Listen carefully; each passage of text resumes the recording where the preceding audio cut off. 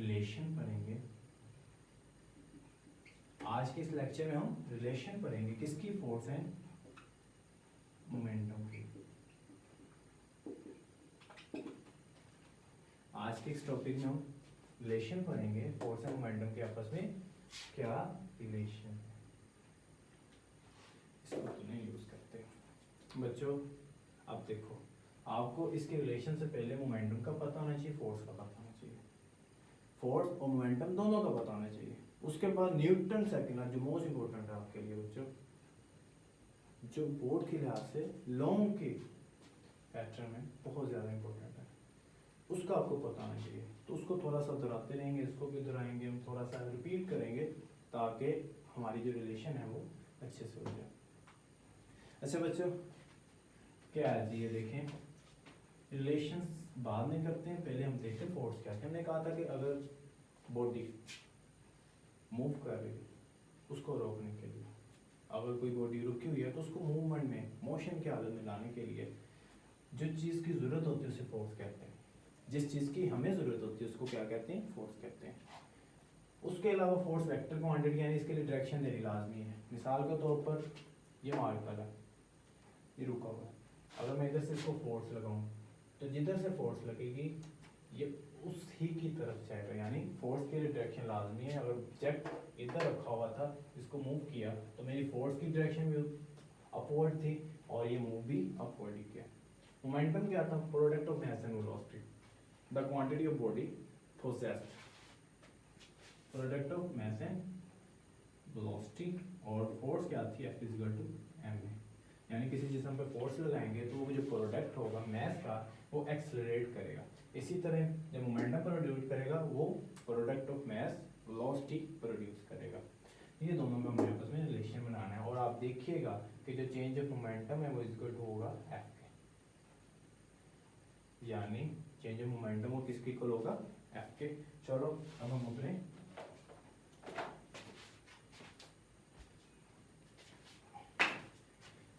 अपने लेक्चर की तरफ चले, बताएं कि what is the relation between force and momentum.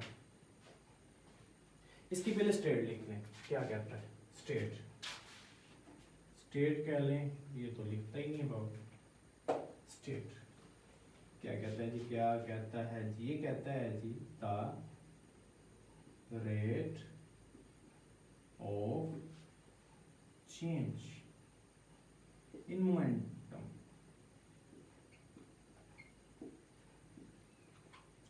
rate of change of momentum is equal to the applied force, applied force and on it, and traction, force आया तो traction का तो आना ही आना बनता है बाबा, direction of momentum, direction of change in momentum,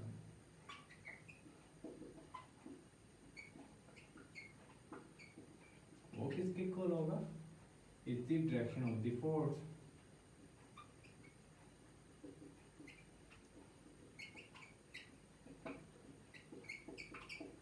clear, अभी कहाँ क्लियर, चलो ये भी तो बहुत गिरते हैं, अभी कहाँ क्लियर, अभी तो क्लियर करना है। The rate of change in momentum is equal to the apply force. Late कर लो, ये मेरे पास ये मास और ये कवर करेगी वेलोसिटी। अब ये मास और वेलोसिटी, ये अभी इनिशियल वेलोसिटी, अभी यानी इनिशियल, अभी स्टार्ट पॉइंट है इसका, इनिशियल पॉइंट हमें पता है ऐसी जो स्टार्ट होता है, तो ये इसकी इनिशियल वेलोसिटी है। अभी स्टार्ट नहीं, याद रखिएगा, अभी फोर्स अप्लाई करनी है। देखो इधर से फोर्स अप्लाई करेगी, इधर की तरफ चल देगी, फोर्स अप्लाई करेगी, इधर क्या होगा, मास और एक्सेलरेशन प्रोड्यूस होगा, और ये आगे फाइनल वेलोसिटी की तरफ जाएगी। एक हद तक जितना तक खेलता जाएगा, ये हद तक जाके इधर तक ये मास और VF मिल जाएगा। यानी पहला मोमेंटम मिला, दूसरा मोमेंटम मिला ड्यू टू फोर्स। कोई भी ऑब्जेक्ट था, मैंने उस पर फोर्स लगा, न्यूटन सेकंड लॉ यही कहता था, जितनी फोर्स लगाओगे उतना ज़्यादा एक्सेलरेशन प्रोड्यूस होगा, एक्सेलरेशन प्रोड्यूस होगा तो चेंज इन मोमेंटम। आप याद रखिएगा, चेंज इन मोमेंटम को ही फोर्स कहते हैं, चेंज इन मोमेंटम को ही फोर्स कहते हैं। ठीक है, अब इसको सोल्व करते हैं, रिलेशन का टर्मिंग देख के हम रिलेशन की हेडिंग देते हैं। क्या रिलेशन थी? मैंने सबसे पहले क्या किया, इनिशियल मोमेंटम लिया जी, लिया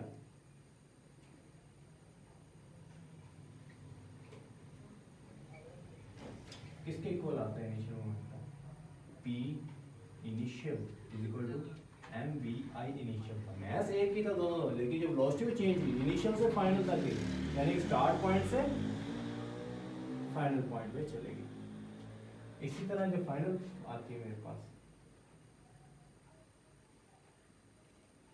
फाइनल मोमेंटम आता है, इंपॉर्टेंट है बेटा ये भी लॉन्ग बहुत इंपॉर्टेंट है। यानी पी एफ जो आता है वो किसके ऊपर रहता है, मैथ और वेलोसिटी से चेंज होती है, मैथ वही रहता है। याद रखिए जो मैंने बॉल्स दो ली थी, कोलाइड्स करवाई थी या मैंने फोर्स लगाई थी, उससे क्या होगा हमारे पास एक्सेलरेशन प्रोड्यूस हुआ, एक्सेलरेशन से वेलोसिटी हमें पता है rate of change of velocity, velocity में चेंज आया तो एक्सेलरेशन प्रोड्यूस हुआ ना, तो यानी आपस में वेलोसिटी तो आएगी, किसी ना किसी तरीके वेलोसिटी तो घूम के आएगी क्योंकि चेंज इन मोमेंटम हुआ। और ये हमारे पास आ गया। अगर इन दोनों का चेंज निकालें, चेंज निकालें, आपको पता है 20 रुपए की चीज 15 रुपए में लेके आए, वापिस कितने मिले, 5 रुपए। आसान था, लेकिन कैसे आया, हमने 20 में से 15 को माइनस किया तो फिर आंसर आया। तो यानी चेंज निकालने के लिए कि कितना चेंज आ रहा है, लेट कर लो एक ग्लास था, इसको हाफ फिल कर दिया, वो कितना फिल हुआ और पीछे कितना रह गया, निकालने के लिए इन दोनों का चेंज, चेंज समझ आ रहा है, इन दोनों का चेंज निकालने के लिए हमने क्या किया, इन दोनों को सब्ट्रैक्ट। इसी तरह इन दोनों को p F minus P i is equal to m v F minus m v. समझने के लिए याद रखिए, न्यूटन सेकंड लॉ को याद रखिएगा, न्यूटन सेकंड लॉ को जरूर याद रखिएगा, फिर रिलेशन निकलेगा, फिर ही फोर्स आएगा घूम घुमा के। हमारा मकसद क्या, फोर्स को लाना, तो फोर्स लाने का मकसद है कि न्यूटन सेकंड लॉ को हमने याद करके रखना।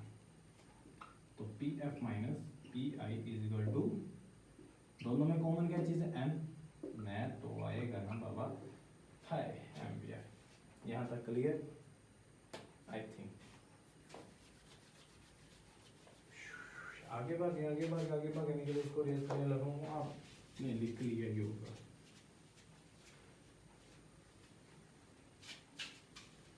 अब देखो ये सारा काम हो रहा, कभी सोचा कि सारा काम किस वजह से हो रहा है, सोचा ही नहीं आप लोगों ने। ये सारा काम हो रहा है टाइम टेकन, ये सारा करवा कौन रहा है, टाइम। वक्त होगा तो ये फोर्स अप्लाई होगी, वक्त रुक ही जाएगा तो फोर्स कहाँ से अप्लाई होगी, यहाँ टाइम की बहुत जरूरत थी, टाइम की जरूरत थी बच्चे, टाइम की। तो मैंने क्या ले लिया, टाइम ले लिया ऑन बोथ साइड। तो क्या टाइम डिवाइड करूंगा मैं, divide by time is equal to m v F minus we i divide by t. कुछ याद हो रहा आ रहा होगा, rate of change of velocity शायद हमने पढ़ा होगी, ए इज इक्वल टू किसके इक्वल होता है, v F minus we i divide by t, कभी पढ़ा है बच्चों आपने, और ये इसी के इक्वल होता है। तो इसमें हम पुट करेंगे अकॉर्डिंग टू दी, ये एम और ए आ जाएगा, P F minus P I divide by T is equal to M, और इसकी जगह क्या आ जाएगा बच्चों, ए, क्योंकि rate of change of velocity आ रहा तो किसके प्रोड्यूस कर दे, एक्सेलरेशन तो प्रोड्यूस कराना था, फोर्स अप्लाई की वेलोसिटी ने एक्सेलरेशन तो प्रोड्यूस करना था, चेंज इन वेलोसिटी आया। इन कांसेप्ट इंशाल्लाह आपको क्लियर करूंगा वेलोसिटी एक्सेलरेशन की जल्दी, लेकिन अभी आप पढ़ चुके हो acceleration V F minus we I, तभी तो यहाँ तक पहुंचे हो। किसके इक्वल होता है, एम ए। हाँ, एम ए किसके इक्वल होता है, according to Newton second law of motion m is equal to होता है एफ के। इसको लिख लिया, नहीं लिखा तो पॉज रोक के वीडियो लाजमी लिख लेना, इम्पोर्टेंट होगा बच्चों। स्टेप वाइज चल रहे हैं तो स्टेप वाइज ही जाना according to kinetic mass, Newton second law of motion. तो क्या होगा, P F minus P I divided by T is equal to F, क्योंकि F is equal to M A होता है। जहाँ एम ए था वहाँ क्या पुट कर दिया, बाकी सारे का सारा वैसे का वैसे उतार दिया। यही तो प्रूव करना था बच्चों ने, कर दिया। और क्या चाहिए, यही प्रूव करना था, चेंज इन मोमेंटम। अब ये चेंज इन मोमेंटम है, चेंज है सारा मोमेंटम है, किसके ऊपर आया, फोर्स के। जितनी फोर्स अप्लाई करोगे मोमेंटम उतना ज़्यादा होगा, ये बोल उतनी ट्रैवल करेगी, प्रोडक्ट मास ऑफ लास्ट उतनी ज़्यादा होगी। तो change in momentum is also called force. इसको डेल पी से भी नोट किया जा सकता है, ये आ गया, इसको अब स्पेशल याद रखना है।